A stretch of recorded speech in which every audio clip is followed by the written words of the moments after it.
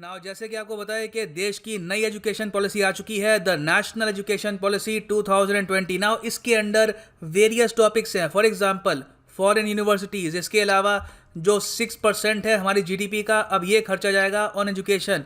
इस टॉपिक पर video already बना चुका हूँ। इस सब के अलावा भी बहुत से टॉपिक्स आते हैं इसके अंडर, जैसे कि हिस्ट्री में कुछ चेंजेस किए गए हैं और जो 10+2 सिस्टम है ये चेंज किया जाएगा।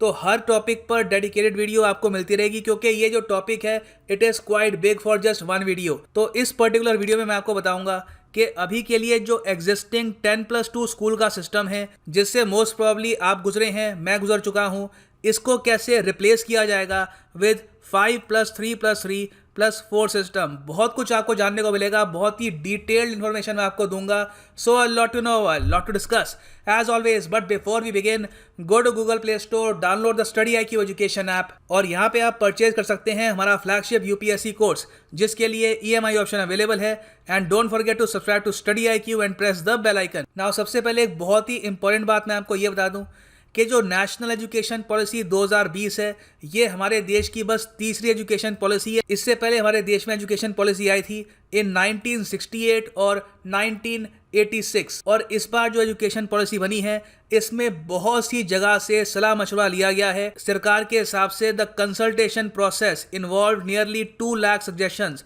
From 2.5 lakh gram panchayat, 6,600 blocks and 676 districts. तो ये तो हमने बात करी है आम जनता की। इसके अलावा दो बहुत ही इंपॉर्टेंट कमेटीज बनाई गई थी, जिनके सजेशंस भी इस पॉलिसी में यूज़ किए गए हैं। एक कमेटी है committee for evolution of the new education policy.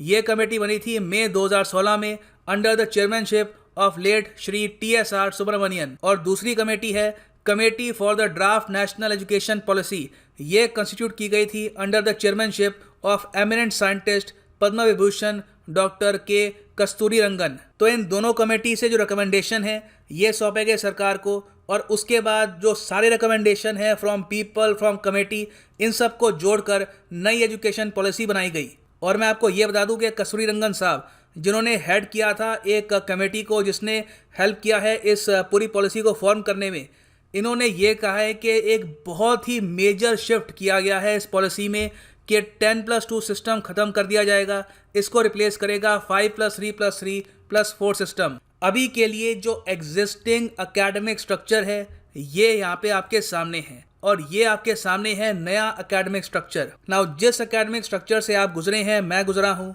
उसमें क्या होता था कि पहले एक फाउंडेशनल स्टेज होती थी, उसमें हमको प्री स्कूल में डालते थे, और उसके बाद हमारी जो क्लासेस हैं फॉर्मल एजुकेशन स्कूल में स्टार्ट होती थी फ्रॉम द एज ऑफ 6। तो 6 से लेकर 16 साल तक, 10 साल तक आप होते थे इन द मिडल स्टेज। यहाँ पे आपकी होती थी एक्सपेरिमेंटल लर्निंग। आप यहाँ पर साइंस भी पढ़ते थे, आपने मैथमेटिक्स भी पढ़ा होगा, यहाँ पर आपने आर्ट्स भी पढ़ा था, आपने सोशल साइंस भी पढ़ी थी, आपको ह्यूमैनिटीज़, आपको लैंग्वेजेस, वेरियस टॉपिक्स यहाँ पे आपको सिखाए जाते हैं।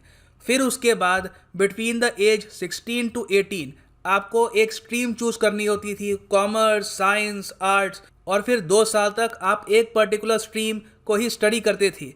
नाउ इसको तोड़कर हमने यहाँ पर 4 भागों में डिवाइड कर दिया है, जिसमें पहले तो ये कहा जा रहा है कि जो फाउंडेशनल स्टेज है इसको ये थोड़ा सा बड़ा कर देंगे। नाउ पहली बात मैं आपको ये क्लियर कर दूँ कि जो यहाँ पर लिखा हुआ है 10+2, हम देखते हैं 10+2 मतलब कि 12 साल, ठीक है।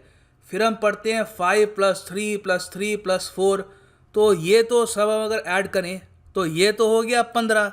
तो क्या स्कूलिंग ईयर्स 12 से बढ़ के अब 15 हो जाएंगे? तो देखो ऐसा कुछ नहीं है। यहाँ पर हम क्या करेंगे कि प्री स्कूल, आंगनवाड़ी का जो फाउंडेशनल फेज़ है उसको भी हम स्ट्रीमलाइन कर देंगे, उसको भी प्रॉपरली एकेडमिक स्ट्रक्चर का पार्ट बना देंगे। तो साल नहीं बढ़ रहे। पहले भी आप अगर देखो तो प्री स्कूल वगैरह सब आप वहाँ पे 3 साल बिताते थे, फिर उसके बाद आपके 12 साल लगते थे 1 to 12 पहुँचने में इन क्लासेस। तो सिमिलर पीरियड भी यहाँ पर होगा। तो साल कुछ यहाँ पे बढ़ नहीं रहे, बस थोड़ा सा इसको डिवाइड कर दिया गया है। जो फाउंडेशनल स्टेज है इसमें ये कह रहे हैं कि 3 से लेकर 8 साल तक जो बच्चा है ये यहाँ पर पढ़ेगा, और इस स्टेज में फोकस होगा मल्टी लेवल और प्ले एक्टिविटी बेस्ड लर्निंग पर। तो किताबों पर भी ठीक है एम्फेसिस होगा, किताबें यहाँ पर इन्वॉल्व होंगी, मगर कोशिश की जाएगी कि एक्टिविटीज से और तरीके से भी बच्चा लर्न करे। और यहाँ पर ये वेरियस एस्पेक्ट्स कवर किए जाएंगे, उसकी फाउंडेशनल एजुकेशन में, जैसे कि एथिक्स, उसको एथिक्स के बारे में पता होना चाहिए कि सही क्या है, गलत क्या है। फिर उसका जो बिहेवियर है, इमोशनल डेवलपमेंट, ये इसको सिखाई जाएगी। टीम वर्क कैसे करना है, कोलैबोरेशन कैसे करना है, नेचर मतलब कि कुदरत के साथ जो रिलेशन है ये कैसे मेंटेन करना है, और जो क्यूरियोसिटी है उसके माइंड में ये डेवलप की जाएगी। सो ये सब जो चीज़ें हैं ये हमने फॉर्मेटिव ईयर्स में डाल दी है। और देखो सबसे अच्छी बात ये है कि जो ये फाउंडेशनल स्टेज है यहाँ पर कोई भी एग्ज़ाम नहीं होगा। This is very important. Exam आपके स्टार्ट होंगे फ्रॉम क्लास 3। तो कई लोग कमेंट करते हैं कि काश मैं आज पैदा होता 2019-20 में, ताकि इस एकेडमिक स्ट्रक्चर में पढ़ने का मौका मिलता। वो ठीक कह रहे हैं, ये बहुत ही ज़्यादा अच्छा स्ट्रक्चर है। इससे एक बच्चे पर मेंटल स्ट्रेस कम पड़ेगा। 8 साल की उम्र तक उस पर एग्ज़ाम का प्रेशर नहीं होगा और उसको काफ़ी इनोवेटिव तरीके से एजुकेशन प्रोवाइड की जाएगी। क्योंकि जो एग्ज़ाम है ये स्टार्ट होंगे फ्रॉम ग्रेड 3। यहाँ पर देखो साफ साफ लिखा है कि all students will take school examinations in grade 3, 5 and 8 which will be conducted by appropriate authority। तो यहाँ से लेकर यहाँ तक एग्ज़ाम होंगे। और ऐसा भी नहीं है कि बोर्ड एग्ज़ाम हट रहे हैं, बोर्ड एग्ज़ाम भी रहेंगे। हाँ, ये कोशिश की जाएगी कि उनका ज़्यादा एक होलिस्टिक अप्रोच हो, उस पर अभी हम बात करेंगे। मगर पहले मैं आपको एक और बात बताना चाहता हूँ कि जो ये प्रेपरेटरी फेज़ है यहाँ से लेकर जो फाउंडेशन का फेज़ है, मतलब कि बिटवीन एज 3 to 11, यहाँ पर सरकार ने ये कहा है कि मदर टंग, लोकल टंग या फिर रीजनल लैंग्वेज ये मीडियम ऑफ इंस्ट्रक्शन होगा एटलीस्ट टिल द ग्रेड 5।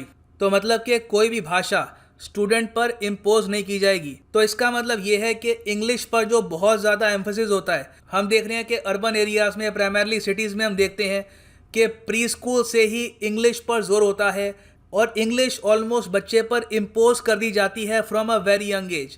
तो ये यहाँ पर होगा नहीं। हाँ, इसका मतलब ये नहीं है कि वो इंग्लिश सीखेंगे नहीं, वो इंग्लिश सीख सकते हैं। हाँ, उन पर कोई भाषा ज़बरदस्ती इम्पोज नहीं की जाएगी। This is very important.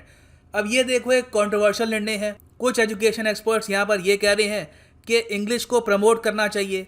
English आज के समय दुनिया में दरवाजे ओपन करती है फॉर वेरियस एस्पेक्ट्स। आपको अगर लिटरेचर पढ़ना है, आपको कोडिंग सीखनी है, आपको इंटरनेट यूज़ करना है, तो वहाँ पर इंग्लिश का काफ़ी क्रिटिकल रोल होगा। तो अभी भी कंट्रोवर्सी है इस निर्णय को लेकर कि क्या मदर टंग लोकल लैंग्वेज को इतना प्रमोट करना चाहिए, क्योंकि इंग्लिश एक तरीके से यूनिवर्सल लैंग्वेज है। तो हमारी जो डाइवर्स कंट्री है इसमें भी इंटीग्रिटी बढ़ेगी। ये कुछ एजुकेशनल एक्सपर्ट्स का कहना है जो आलोचना कर रहे हैं। तो यहाँ पर 2 बटे हुए व्यूज़ हैं, वो मैंने आपके सामने प्रेजेंट किए हैं। और देखो, जो क्लास है बिटवीन 6 to 8, इसमें एक बहुत ही इंपॉर्टेंट चीज़ ऐड करी गई है। ये है 10 डे बैगलेस पीरियड, मतलब कि 10 दिन यहाँ पर होंगे जहाँ पे आपको बैग की आवश्यकता नहीं है। आप बिना बैग के स्कूल में आ सकते हैं। और यहाँ पर वोकेशनल एक्सपर्ट्स, जो लोकल वोकेशनल एक्सपर्ट्स हैं, उनसे आप क्लासेस लोगे। फॉर एग्जांपल, आप क्लासेस लोगे एक कारपेंटर से, गार्डनर से, पॉटर से, आर्टिस्ट से, ये आप चूज़ कर सकते हैं। तो ग्रेड 6 to 8 की अगर हम बात करें, मतलब कि 11 से लेकर 14 ईयर्स की जो एज है, यहाँ पे आपको 10 दिन का बैगलेस पीरियड भी मिलेगा। इसमें आप एक नई स्किल भी सीख सकते हैं।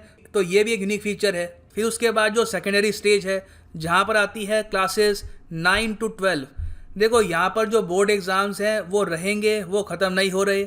हाँ, ये कोशिश की जाएगी कि वहाँ पर एक होलिस्टिक व्यू हो, फोकस किया जाएगा क्रिटिकल थिंकिंग पर, फ्लेक्सिबिलिटी पर, और अलाउ किया जाएगा कि एक बच्चा खुद अपने सब्जेक्ट चूज़ कर पाए। यहाँ पर एक बहुत ही इंपॉर्टेंट बात यह है, मल्टी डिसिप्लिनरी स्टडी। तो मतलब कि अभी के लिए क्या होता है कि इस एज में आकर आपको चूज़ करना होता है फ्रॉम कॉमर्स, आर्ट्स, साइंस। तो यहाँ पर स्टूडेंट के पास ये भी फ्लेक्सिबिलिटी होगी कि वो आर्ट्स के जो सब्जेक्ट्स हैं ये स्टडी कर सकता है विथ फिज़िक्स। उसका केमिस्ट्री में इंटरेस्ट नहीं है, उसका बायोलॉजी में इंटरेस्ट नहीं है, वो बस फिज़िक्स को पसंद करता है। तो इस तरीके से वो मल्टी डिसिप्लिनरी स्टडी भी कर सकता है।